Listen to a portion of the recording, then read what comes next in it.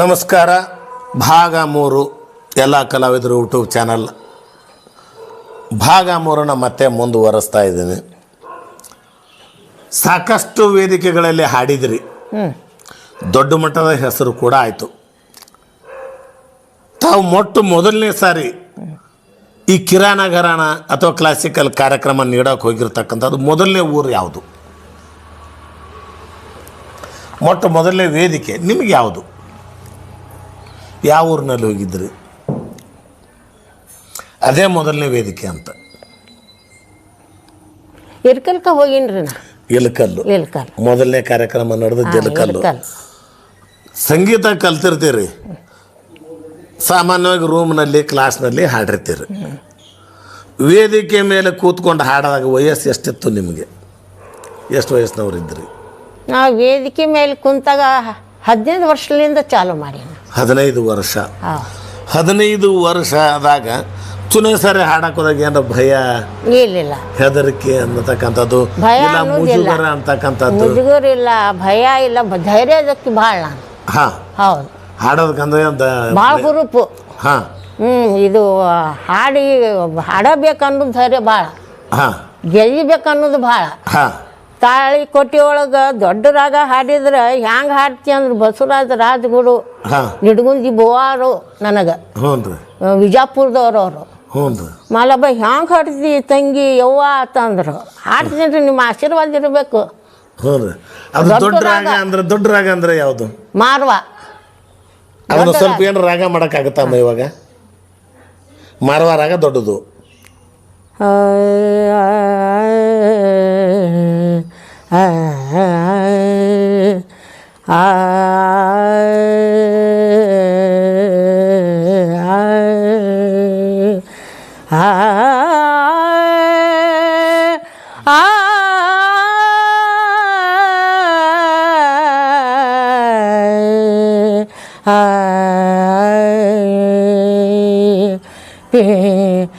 ಯಾಮೋರೆ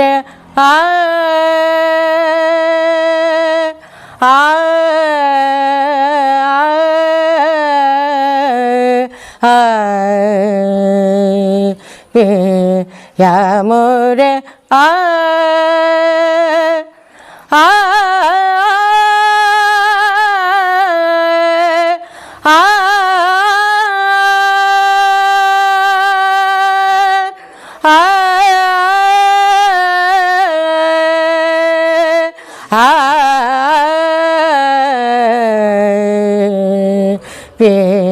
ಯಾಮೋರೆ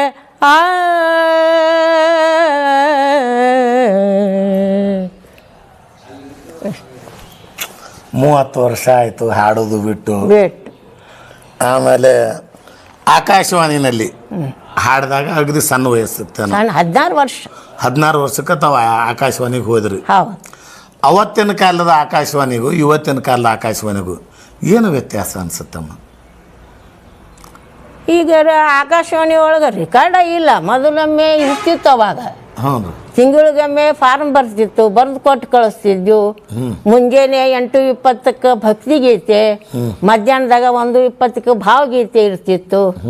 ಈಗ TV ಬಂದ್ಬಿಟ್ಟೈತಿ, radio ಇಲ್ಲ ಈಗ. ಅಲ್ಲ, ಮೊಬೈಲ್ ಬಂದ್ಮೇಲೆ ಟಿವಿನೂ ಮುದಕ್ಕೆ ಕುಂತಾವು. ತಳ ಅನ್ನೋ ಸ್ಟೀಲ್ ಪಾತ್ರೆಗಳು ಬಂದ ಮೇಲೆ ಕಂಚು ತಾಮ್ರಾಣೆ ಮಾತಾಡ್ಸೋರು ಗತಿ ಇಲ್ದಂಗೆ ಆತು. ಇವತ್ತಿಗೇನಾಗ್ಬಿಡ್ತು, ಆಕಾಶವಾಣಿ ಮನೇನು ಮಡಿಕೆ ಆದಂಗೆ ಆಗೋಗ್ಬಿಡ್ತು. ಬ್ಯಾಸಿಯಾಗ ಅದ್ರ ನೀರು ಕುಡಿಯಾಕನ ಸರಿ ಅಂತೇಳಿ ಬ್ಯಾಸಿಯಾಗ ಅಷ್ಟು ಉಪಯೋಗ ಮಾಡ್ತಾರ ಅನ್ನೋ ಲೆಕ್ಕಕ್ಕೆ ಬಂದು ಹೋಗ್ಬಿಡ್ತು. ಆಕಾಶವಾಣಿಗೆ ಇವತ್ತೂ ಕೂಡ ಅವಕಾಶ ಸಿಗೋದು ಕಷ್ಟ ಅಂತ ಅನ್ಕೊಂತೀನಿ. ಆಕಾಶವಾಣಿಗೆ ಒಂದು ಗೌರವ ಇದೆ, ಕೇಳೋರು ಬಿಡ್ತಾರೋ ಅದು ಬೇರೆ ಪ್ರಶ್ನೆ. ಆದ್ರೆ ಆಕಾಶವಾಣಿಗೆ ಇದ್ದಷ್ಟು ಗೌರವ ಮೊಬೈಲಿಗಿಲ್ಲ. ಮೊಬೈಲ್ನ ನಾನು ಇವತ್ತು ಬೇಕಾದ್ರೆ ಹಾಡಿ ಯೂಟ್ಯೂಬ್ನಲ್ಲಿ ಅಪ್ಲೋಡ್ ಮಾಡ್ಬೋದು, ಹಾಗಂತ ನಾವು ಆಕಾಶವಾಣಿನಲ್ಲಿ ಹಾಡಾಕಂತ ಆಗಂಗಿಲ್ಲ. ಯಾಕಂದ್ರೆ ಇದು ಮೊಬೈಲು ನಂದು, ನನಗೇನು ಬೇಕು ಹಂಗೆ ಆಡ್ಬೋದು, ನನಗೆ ಹೆಂಗೆ ಬರುತ್ತೆ ಹಂಗೆ ಆಡ್ಬೋದು. ನಾನೇ ಒಂದು ಯೂಟ್ಯೂಬ್ ಚಾನಲ್ ಮಾಡಿ ಅಪ್ಲೋಡ್ ಮಾಡ್ಬೋದು, ನೋಡೋರು ನೋಡ್ತಾರೆ, ಬಿಡೋರು ಬಿಡ್ತಾರೆ. ಬಟ್ ಆಕಾಶವಾಣಿ ಅಂದ್ರೆ ಹಂಗೆ ಆಗಂಗಿಲ್ಲ. ಅದಕ್ಕೆ ಧ್ವನಿ ಪರೀಕ್ಷೆಗಂತ ಹೋಗ್ಬೇಕು, ಹಾಗೆ ಸಂಗೀತ ಬಲ್ಲವರು ಅದಾರೋ ಇಲ್ಲೋ ಅಂತ ಪರೀಕ್ಷೆಗೆ ಹೋಗ್ಬೇಕು. ಸೆಲೆಕ್ಟ್ ಆದ್ರೆ ತಗೊಳ್ಳೋರು, ಇಲ್ಲ ಇಲ್ಲ. ಇವತ್ತಿನ ಕಾಲದಾಗದು ಹಂಗೆ ಇದೆ. ಫಸ್ಟ್ ಕ್ಲಾಸ್ ಬಂದಿನಿ ನೋಡ್ರಿ, ಫಸ್ಟ್ 16ಕ್ಕೆ. ಹಾಂ ರೀ, ಅಷ್ಟಾದ್ರೆ ಅವಾಗೆಲ್ಲ ಫಸ್ಟ್ ಕ್ಲಾಸ್ ಬಂದು ಸೆಲೆಕ್ಟ್ ಆದ್ರೆ ಮತ್ತು ಇವತ್ತೂ ಕೂಡ ಅದಕ್ಕೊಂದು ಗೌರವ ಐತಿ, ಇಲ್ಲ ಅಂತ ಹೇಳೋಕ್ಕಾಗಲ್ಲ. ಆಮೇಲೆ ತಾವು ಸಂಗೀತ ಕಲಿತ್ರಿ, ತಮ್ಮ ಕೈಯಲ್ಲಿ ಯಾರಾದರೂ ಶಿಷ್ಯರು ಬಂದು ಸಂಗೀತ ಕಲಿತ್ರ? ನಾ ಕಲಿಸಿಲ್ಲ. ಇವೆಲ್ಲ ಮನೆಯು ಮಕ್ಕಳು ಗಿಕ್ಕಳು ಅದು ಎಲ್ಲ ತೊಂದರೆನೂ ಬಂತು, ಹಿಂಗಾಗಿ ಯಾರು ಕಲಿಸಿಲ್ಲ, ಯಾರಿಗೂ ಕಲಿಸಲಿಲ್ಲ. ಈಗ ಮಾಲಾಬಾಯಿ ಅವರು ದೊಡ್ಡ ಮಟ್ಟದ ಸಂಗೀತ ಕಲಿತರು, ಒಳ್ಳೆಯ ಗಾಯಕಿ ಅನ್ನೋದನ್ನು ನಾವು ಒಪ್ಕೊಳ್ತೀವಿ. ರಾಷ್ಟ್ರ ಮಟ್ಟದಲ್ಲಿ ಹೆಸರು ಮಾಡಿದ್ದು ನಿಜ, ಅದನ್ನು ಒಪ್ಕೊಳ್ತೀವಿ. ಆದರೆ ಮಾಲಾಬಾಯಿ ಅವರು ಸ್ವತಃ ತಾವು ಬೆಳೆದ್ರು, ಬೇರೆ ಯಾರನ್ನೂ ಬೆಳೆಸಲಿಲ್ಲ ಅಂತಾರೆ ಜನ. ಹೌದು, ಮತ್ತು ಏನು ಮಾಡೋದು ನಿಮ್ಮ ಮನೆಯಿದ್ರಿ ಹಿಂಗೆ ಅನ್ನತ್ತಾರ. ಮತ್ತು ಮಾಲಾಬಾಯಿ ಅವರು ಒಳ್ಳೆ ಹೆಸರು ಮಾಡಿದ್ದು ಒಪ್ಕೋತೀನಿ, ಆದ್ರೆ ಅವ್ರು ಯಾರಿಗೂ ಕಲಿಸಲಿಲ್ಲ, ತಾವು ಬೆಳೆದ್ರು, ಆದ್ರೆ ಬೇರೆದಾರು ಯಾರನ್ನೂ ಬೆಳೆಸಿಲ್ಲ ಅಂತಾರೆ. ಹೌದು, ತೊಂದರೆಯಲ್ಲಿಂದ ಎಲ್ಲ ಬಿಟ್ಟು ನಾನು. ಹಾಂ ರೀ, ಬಿಟ್ಟು ಹಿಂಗಾಗಿ ಯಾರಿಗೂ ಕಲಿಸಕ್ಕೆ ಆಗಲಿಲ್ಲ. ಹೌದಾ? ಅದು ಏನಾರು ಯಾವತ್ತಿಗಾರು ತಮ್ಮ ಮನಸ್ಸನ್ನು ನಾನು ಯಾರಿಗಾರು ಕಲಿಸ್ಬೇಕಾಗಿತ್ತು, ನಾನು ತಪ್ಪು ಮಾಡಿದೆ, ಒಬ್ರಿಗಾರ ಒಬ್ಬರು ಶಿಷ್ಯರನ್ನು ತಗೋಬೇಕಾಗಿತ್ತು, ಒಬ್ರಿಗಾರ ನನ್ನಲ್ಲಿ ಇರ್ತಕ್ಕಂಥ ವಿದ್ಯೆನ ಧಾರೆ ಎರಿಬೇಕಾಗಿತ್ತು ಅನ್ನುವಂಥ ನೋವು ಕೊರಗು ಏನಾರು ತಮಗೈತೆ? ಐತಿ. ಯಾರಿಗಾದ್ರೂ ಕಲಿಸ್ಬೇಕಾಗಿತ್ತು ಆಗಿತ್ತು, ಏನು ಮಾಡೋದು ಅಂತ ಮನುಷ್ಯನ ಅನ್ಕೋತೀನಿ, ಸುಮ್ಮನೆ ಕೊಡ್ತೀರಿ. ಇವತ್ತಿನ ದಿವಸ ಯಾರಾದರೂ ಬಂದು ಅಮ್ಮ ನಮ್ಗೆ ಸ್ವಲ್ಪ ರಾಗ ಕಲಿಸ್ಕೊಡಿ, ನಾವಿಟ್ಟು ಕಲಿತೀವಂತ ಬಂದ್ರೆ ಹೇಳ್ತೀರ? ಈಗ ಆಗೋದಿಲ್ಲ ರೀ, ವಯಸ್ಸಾತು, ಆಗೋದಿಲ್ಲ. ಕಲ್ಸಕ್ಕಂತೂ ಆಗೋದಿಲ್ಲ. ಅಷ್ಟು ಹೆಸರು ಮಾಡಿದ ನಂತರ ತಮಗೆ ಪ್ರಶಸ್ತಿ ಮತ್ತು ಪುರಸ್ಕಾರಗಳು ಅಂತ ಬಂದಿರ್ತಾವೆ. ಪ್ರಶಸ್ತಿಗಳಲ್ಲಿ ಯಾವ ಪ್ರಶಸ್ತಿಗಳು ತಮಗೆ ಬಂದಾವು? ಗಾನಗಂಗಾ ಅನ್ನುವಂಥದ್ದು ಒಂದು ಗೊತ್ತು, ಕರ್ನಾಟಕ ರಾಜ್ಯೋತ್ಸವ ಪ್ರಶಸ್ತಿ ಬಂದದ್ದು ಗೊತ್ತು.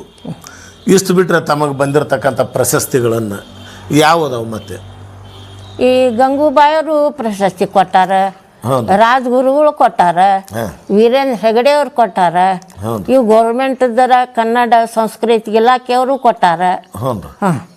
ಅವೆಲ್ಲ ಪ್ರಶಸ್ತಿಗಳು ಬಂದಾವ, ಅನೇಕ ಬಂದಾವ ಬಿಡ್ರಿ, ಹೇಳಕ್ ಬರೋದು. ಹಾಗೆ ಒಂದು ಸ್ವಲ್ಪ ಅಮ್ಮವ್ರ ಬಗ್ಗೆ, ಅಮ್ಮವ್ರಿಗೆ ಸಂದಿರ್ತಕ್ಕಂಥ ಫೋಟೋಗಳನ್ನಂತೂ ತೋರ್ಸೋಕ್ಕಾಗಲ್ಲ, ವಿಪರೀತ ಫೋಟೋಗಳು. ಕೆಲವೊಂದಷ್ಟನ್ನು ತೋರಿಸುವಂಥ ಒಂದು ಪ್ರಯತ್ನ ಮಾಡ್ತೀನಿ. ಜಮಖಂಡಿಯ ಸುವರ್ಣ ಚಿತ್ರಮಂದಿರದಲ್ಲಿ ಭರತನಾಟ್ಯ, ಅವಾಗ ಶ್ರೀಕೃಷ್ಣನ ಪಾತ್ರ ಮಾಡಿದ್ರಿ, ತಮ್ಮ ಜೊತೆಗೆ ರಂಜನಾ ಅಚಲ್ಕೆರೆನವರು ರಾಧಾನ ಪಾತ್ರ ಮಾಡಿದ್ರು. ಆ ಒಂದು ಫೋಟೋ ಬರ್ತಾ ಇದೆ ಇಲ್ಲಿ. ಮೊಟ್ಟ ಮೊದಲು ಕಲ್ತಿದ್ದು ಕಥಕ್ ನೃತ್ಯ. ಇದು ಹಾಗೆ ಇಲ್ಲೊಂದು ಇದೇನು ಫೋಟೋ ಅಂತ, ಯಾರಮ್ಮ ಇವರು? ಇಲಕಲ್ ವಿಜಯ ಮಂತೇಶ್ವರು. ಇಲಕಲ್ ಅಲ್ರಿ, ಇಲ್ಲಿ ಪ್ರಭುದೇವರು ಚರಂತಿ ಮಠ, ಬಾಗಲಕೋಟೆ.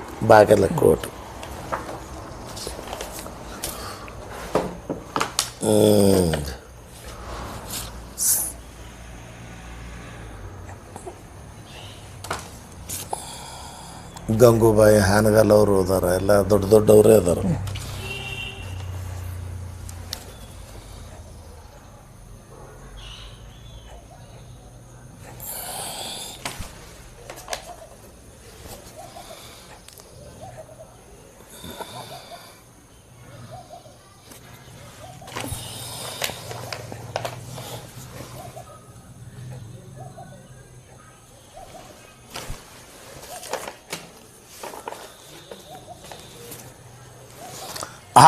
ಗುರುಗಳು ರಂಗಾಚಾರ್ಯ ಮತ್ತು ಶ್ರೀನಿವಾಸಾಚಾರ್ಯ, ಮೊದಲನೇ ಗುರುಗಳು ರಂಗಾಚಾರ್ಯ ಶ್ರೀನಿವಾಸಾಚಾರ್ಯ ಕಾಕಂಡ್ಕಿ ಅಣ್ಣ ಅವರು.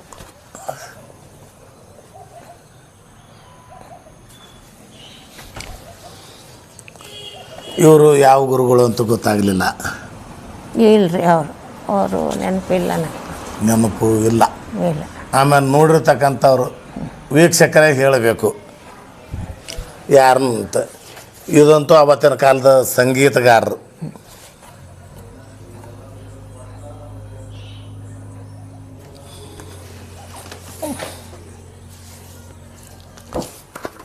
ಇದು ಕರ್ನಾಟಕ ಲಲಿತಾ ಅಕಾಡೆಮಿಯವರ ಪ್ರಶಸ್ತಿ.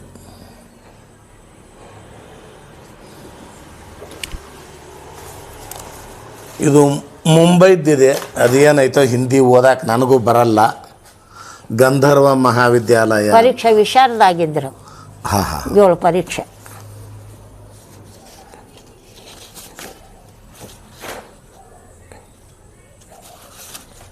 ಹಿಂದಿ ಇದೆ.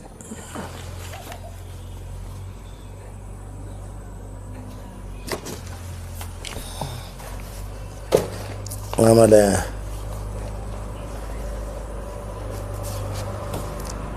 ಇಲ್ಕಲ್ ಚಿತ್ರದುರ್ಗ ಸಂಸ್ಥಾನ ಮಠದ ಗಾನಗಂಗಾ ಪ್ರಶಸ್ತಿ.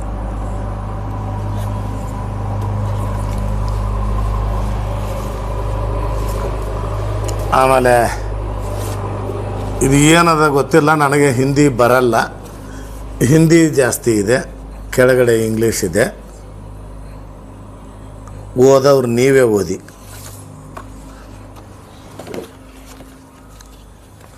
ಇದು ಕೂಡ ಕನ್ನಡ ಇದೆ.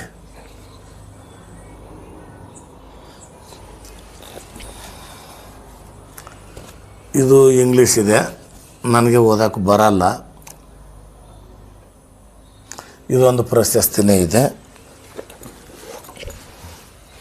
ಆಮೇಲೆ ಇವರು ಯಾರು ಅಂತ ಗೊತ್ತಾಗಲಿಲ್ಲ. ಅವ್ರು ನಮ್ಮ ಮುತ್ಯಾರ್ರಿ, ಅಜ್ಜ ಅವರು ಅಜ್ಜ. ಅಮೀರ್ ಬಾಯಿ ಕರ್ನಾಟಕಿ ಅವರ ಅಜ್ಜ ಅಜ್ಜ ಅಜ್ಜ ನಮ್ಮ ಮುತ್ಯಾರು. ನಿಮ್ಮ ಮುತ್ಯಾರು? ಮುತ್ಯಾನ ಮುತ್ಯ ಅವ್ರ ಮುತ್ಯಾರ್ರಿ, ಅಣ್ಣ ಅವರು. ಇವ್ರ ಹೆಸರು ಏನಂದ ನೆನಪ? ಮನ್ಸೂರ್ ಸಾಬ್ ಬಿಳಿಗಿ. ಮನ್ಸೂರ್ ಸಾ, ಓಹೋ ಸಂಗೀತಗಾರರು. ಆಮೇಲೆ ಇವ್ರು ಯಾರು ಅಂತ ಗೊತ್ತಾಗಲಿಲ್ಲ. ಗುರು ಚಳ್ಳಕೆರೆ, ಬಳ್ಳಾರಿ ಡಿಸ್ಟಿಕ್. ಎರಿತಾತ ಸ್ವಾಮಿ. ಎರ್ರಿತಾತ. ಆಮೇಲೆ ರಾಜ್ಯ ಪ್ರಶಸ್ತಿ ಮುಖ್ಯಮಂತ್ರಿ ಬಂಗಾರಪ್ಪನವರು. ಬಂಗಾರ ಅವರಿದ್ದಾಗಲೇ ತಮಗೆ ರಾಜ್ಯೋತ್ಸವ ಪ್ರಶಸ್ತಿ ಬಂದಿದ್ದು.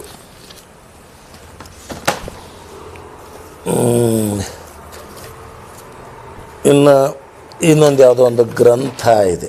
S, state award ತೊಗೊಂಡಿರ್ತಕ್ಕಂಥದ್ದು.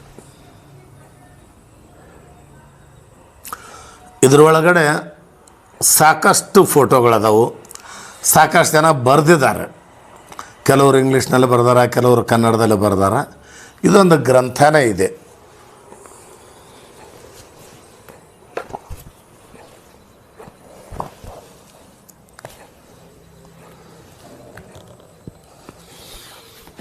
ಇದನ್ನು ಬಿಟ್ಟರೆ ಓಕೆ. ಇನ್ನು ಪ್ರಶಸ್ತಿ ಮತ್ತು ಪುರಸ್ಕಾರಗಳು ಬಂದು